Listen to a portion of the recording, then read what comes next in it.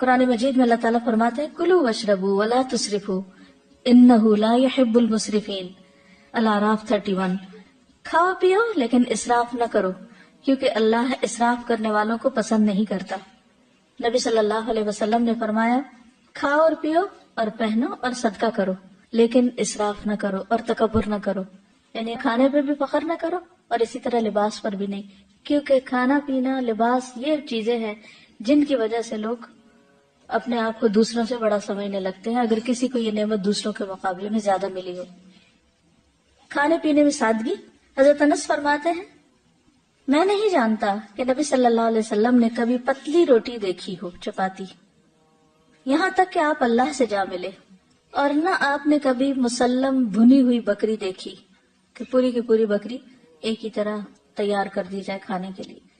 حضرت عائشہ فرماتی ہیں کہ نبی صلی اللہ علیہ وسلم کے گھرانے نے اگر کبھی ایک دن میں 2 مرتبہ کھانا کھایا تو ضرور اس میں ایک وقت صرف کھجوریں ہوتی تھی، یعنی 2 وقت پراپر میل نہیں ہوتا تھا، میل ایک ہی اور اس کے ساتھ باقی کوئی بھی را چیز۔ تمہارا 3 وقت کا کھانا تو وہاں 1 وقت کا کھانا۔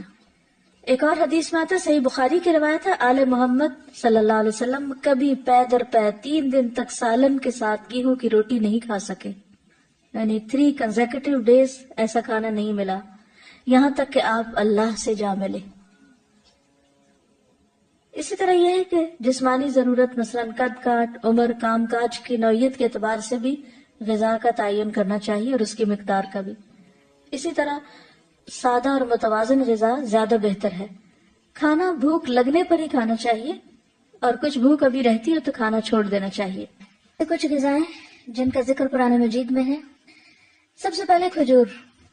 اس کے اندر ایسے اجزاء پائے جاتے ہیں کہ اگر آپ 1-2 کھجوریں بھی روزانہ کی کھا لیں تو جسم کی دردیں جس کا اکثر لوگ شکار رہتے ہیں، یا پھر بڑھاپے میں بہت سی چیزوں کی جب کمی ہو جاتی ہے جسم کے اندر تو بہت سے لوگ صرف دردوں کی شکایت کرتے ہیں، تو اس میں بھی اس کا بہت فائدہ ہے۔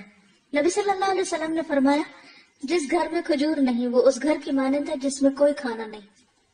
کھجور نہیں تو سمجھے کچھ نہیں، دوسرے لفظوں میں۔ اور آپ کو معلوم پاکستان میں اعلیٰ قسم کی کھجوریں پیدا ہوتی ہیں۔ حضرت عائشہ فرماتی ہے کہ رسول اللہ صلی اللہ علیہ وسلم نے فرمایا اے عائشہ جس گھر میں کھجور نہ ہو وہ گھر والے بھوکے ہیں، اے عائشہ جس گھر میں کھجور نہیں وہ گھر والے بھوکے ہیں۔ آپ نے 2 یا 3 مرتبہ یہ بات فرمائی۔ تو کیا کرنا ہے؟ کرنے کا کام کیا ہے؟ کھجوریں لا کے رکھنی ہے۔ جب کچھ اور نہ کھانے کو ملے تو صرف کھجور ہر چیز کی کمی پوری کر دیتی ہے۔ کھجور کے ساتھ ککڑی کا استعمال، عبداللہ بن جعفر کہتے ہیں کہ میں نے نبی صلی اللہ علیہ وسلم کو تازہ کھجور ککڑی کے ساتھ کھاتے دیکھی، یعنی اگر آپ کھجور کے ساتھ کھیرا شامل کر لیں، بس صبح میں اگر آپ نے دودھ کھجور لیا اور اگر صبح نہیں آپ کھاتے دوپہر میں لیتے ہیں تو بہترین سنیک ہے، دوپہر کے کھانے کا کام کر سکتے ہیں۔ حضرت عائشہ کہتی کہ میری والدہ مجھے موٹا کرنے کی تدبیر کرتی تھی تاکہ میری رخصتی کر کے رسول اللہ صلی اللہ علیہ وسلم کی خدمت میں روانہ کرے، لیکن یہ مقصد کسی تدبیر سے حاصل نہ ہوا۔ حتیٰ کہ میں نے کھجوروں کے ساتھ ککڑی کھائی تو میں انتہائی متناسب انداز کی فربہ ہو گئی، یعنی کہ اچھی فزیک ہو گئی۔ تربوز اور تازہ کھجور۔ حضرت عائشہ کہتی ہے کہ رسول اللہ صلی اللہ علیہ وسلم تربوز اور تازہ کھجور ملا کر کھایا کرتے تھے اور فرماتے تھے ہم اس کی گرمی کا علاج اس کی ٹھنڈک سے اور اس کی ٹھنڈک کا اس کی گرمی سے کرتے ہیں، یعنی تربوز جو ہے وہ کھانے میں ٹھنڈا ہوتا ہے اور کھجور گرم ہوتی ہے، تو ان کو جب ملا کے کھایا جاتا ہے تو کوئی نقصان نہیں ہوتا، جو عام طور پہ بعد میں لوگ کہتے ہیں گرمی لگ گئی اور ٹھنڈ لگ گئی۔ ایک صحابی سے مروی ہے کہ نبی صلی اللہ علیہ وسلم نے کچی اور پکی کھجور اور کشمش اور کھجور سے منع فرمایا، ان کو جمع نہیں کرنا چاہیے، کیونکہ کشمش جو ہوتی ہے وہ بھی گرم ہوتی ہے، اور اگر کھجور کھائے تو ان 2 چیزوں کو ملائے نہیں۔ اگر آپ کو کھانا بنا رہے ہیں کچھ، کیونکہ ہمارے یہاں بعض ریسیپیز ایسی ہوتی ہیں کہ اس میں دنیا بھر کی چیزیں اکٹھی کر دی جاتی ہیں، تو بعض اوقات تو صحت کے لیے نقصان دہ ہوتی ہیں۔ دوسری چیز ہے انار۔ حضرت علی فرماتے ہیں کہ انار کو اندر والے چھلکے سمیت کھایا کرو کیونکہ یہ معدے کی بیماریوں کا علاج ہے۔ ہم عام طور پہ صرف اس کا پھل نکال کے کھا لیتے اور باقی سب چیزیں ویسٹ کر دیتے ہیں، تو اندر کا چھلکا کون سا ہوتا ہے؟ وہ وائٹ اسٹف جس کے اندر دانے لگے ہوتے ہیں۔ انار بھی جنت کا پھل ہے اور اس میں بھی بہت سارے فائدے ہیں۔ زیتون۔ قرآن مجید میں اللہ تعالیٰ نے انجیر اور زیتون کی قسم کھائی، والتین والزیتون۔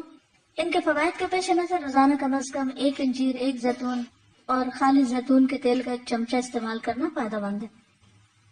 جسمانی توانائی اور دماغی قوت کے لیے زیتون کے تیل کی مالش بھی یعنی مساج بھی فائدہ مند ہے۔ اللہ سبحانہ وتعالیٰ نے زیتون کے تیل کو قرآن مجید میں مبارک تیل کہا ہے۔